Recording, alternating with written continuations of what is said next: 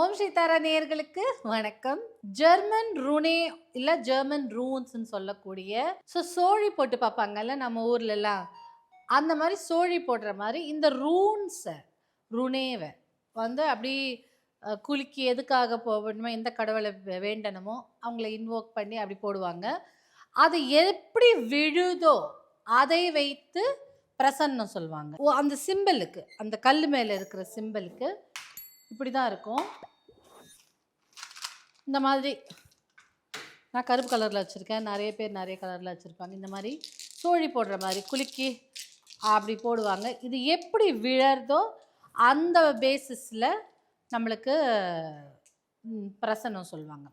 So அந்த ஒரு கல் மேலேயும் இந்த மாதிரி குறியீடுகள் இருக்குது. ஸோ இந்த மாதிரி மேலே வந்து கோல்டன் கலரில் பதிச்சிருக்கு என்னோடது. அந்த மாதிரி ஒரு ஒரு கலரில் இருக்கும். வெள்ளையாக இருந்தால் சம்டைம்ஸ் கருப்பு கலரில் பதிச்சிருக்கும் குறியீடு.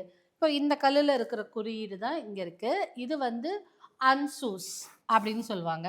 இது எதற்கெல்லாம் பயன்படுத்தலாம் அப்படின்னா, நம்மளுக்கு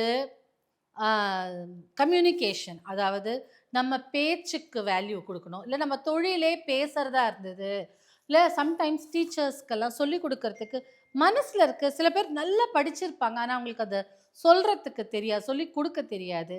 அதே மாதிரி மேடை பேச்சாளர்கள், இல்லை டைலாக் டெலிவரி பண்ணணும், ஆக்டிங்கில் இருக்கீங்க, பாட்டு பாடுறவர்கள், அந்த மாதிரி கம்யூனிகேஷன், அதாவது ஒரு விஷயத்தை வெளியாட்களிடமிருந்து சுற்றி இருக்கிற ஆட்களுக்கு தெரியப்படுத்துவது நம்மளுடைய வார்த்தைகள் மூலமாக அப்படின்னு இருக்கும்போது கம்யூனிகேஷன்.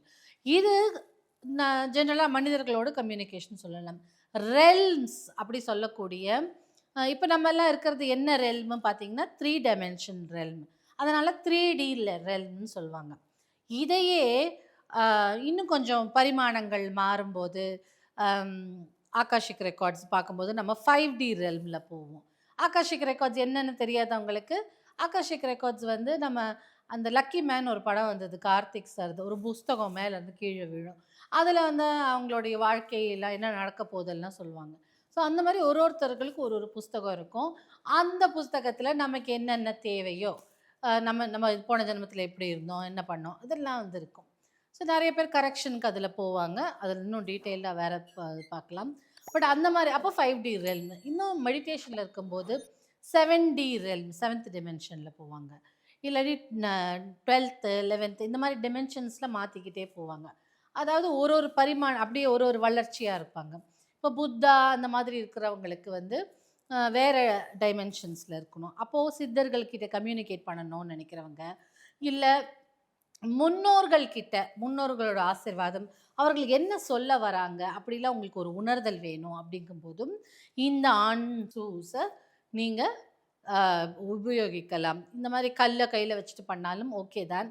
இல்லை இந்த சைக்கோ சிம்பாலஜி மாதிரி இந்த குறியீடை பார்த்துக்கிட்டே இருந்தாலும் எனக்கு இதுக்கெல்லாம் ஆன்சர் வேணும் அப்படின்னு கேட்டாலும் ஆன்சிஸ்டர்ஸ் கிட்ட கிடைக்கும். ஆன்சிஸ்டர்ஸோட, அதாவது ஆன்சிஸ்டர்ஸ்னால் முன்னோர்கள், அவங்கக்கிட்டேருந்து நம்மக்கிட்ட கம்யூனிகேஷன் வரத்துக்கு, அவங்கக்கிட்டேருந்து ஒரு சில இன்ஃபர்மேஷன் வரத்துக்கும், இல்லை இந்த ஆகாஷிக் ரெக்கார்ட்ஸ் போய் படிக்கிறதுக்கு, அப்போ நம்ம 5D அங்கே இருக்கிற பீயிங்ஸ்ன்னு சொல்லுவாங்கல்ல, அந்த மாதிரியான பீயிங்ஸ் கிட்ட கம்யூனிகேட் பண்ணுறதுக்கும் இந்த குறியீடு பெருமளவில் உதவும்.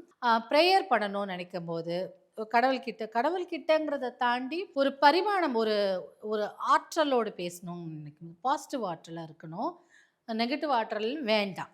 அதை பற்றின இது நம்மளுக்கு கம்யூனிகேஷன் நம்மளுக்கு தேவையில்லை, அது வச்சுக்கவும் கூடாது வாழ்க்கையில். ஒரு நல்ல ஒரு ஆற்றல் கிட்ட பேசணும். சித்தர்கள் கிட்ட போகிறீங்களா, இல்லை ஒரு சித்தர்களோட சமாதி கிட்ட போகிறீங்க, ப்ரேயர் பண்ணுறீங்க, ஒரு மெடிடேஷனில் உட்காந்துட்ருக்கீங்க அப்படின்னாலும் இது கம்யூனிகேஷனுக்கு ரொம்ப நல்லா உதவும்.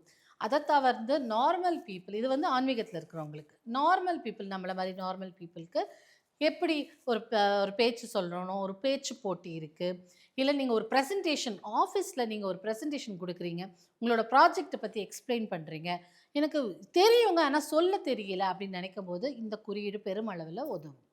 அப்போது இந்த குறியீடை பார்த்துட்டே இருந்தாலும் சரி, இந்த குறியீடை சும்மா நம்ம ஆராக்களை வச்சுட்டாலும் சரி, இதை வரைஞ்சி நம்ம எங்கேயாவது ஒரு பாக்கெட்குள்ளேயோ இல்லை ஃபோன் கவருக்குள்ளேயோ எங்கேயோ வச்சுக்கோங்க. உடனே ஃபோன் கவருக்குள்ளே வச்சா வெடிச்சிடும் அப்படி இப்படின்னு சொல்லுங்க, அதுக்குன்னு ஒரு ஃப்ளாப் வருது, அதுக்குள்ளே வாங்கி வச்சுக்கோங்க. பண்ணும்போது உங்கள் ஆராக்குள்ளேயே இந்த ரூன் இருக்கும்போது நம்ம என்ன நினைக்கிறோமோ அதை சொல்ல முடியும். நம்ம கரெக்டான விஷயங்கள் நம்ம சொல்கிறத கரெக்டாக அப்ரோச் பண்ண முடியும். சில பேருக்கு பார்த்தீங்கன்னா, நாக்குல தான்டா சனின்னு சொல்லுவாங்க. ஏன்னா, அவங்க மனசுல ஒண்ணு இருக்கும். அது காமிக்க முடியும். "என்ன?" அப்படிலாம் நக்கலா பேசுவாங்க. உடனே, "என்ன திமிரா பேசுது பாத்தியா? ஆட்டிட்யூட் பாத்தியா?" அப்படின்னுவாங்க. ஆக்சுவலா அவங்களுக்கு அப்படி இருக்காது. அவங்க வந்து நல்லபடியா தான் பேசணும்னு நெனைப்பாங்க. எப்படியாச்சும் உங்கள பேச வைக்கணுங்கிறதுக்காக கொஞ்சம் திமிரா நடந்துப்பாங்க. அந்த மாதிரி நம்ம மனசுல ஒண்ணு இருக்கும். நான் சொல்லும்போது வேற மாரி போய் அவங்களுக்கு கம்யூனிகேட் ஆயிடும். அப்போ நம்ம மனசுல நெனச்சது கரெக்ட்டா போய் கம்யூனிகேட் ஆகணும் அப்படின்னு நெனைக்கும்போதும், இந்த அன்சூஸ் சிம்பல யூஸ் பண்ணலாம்.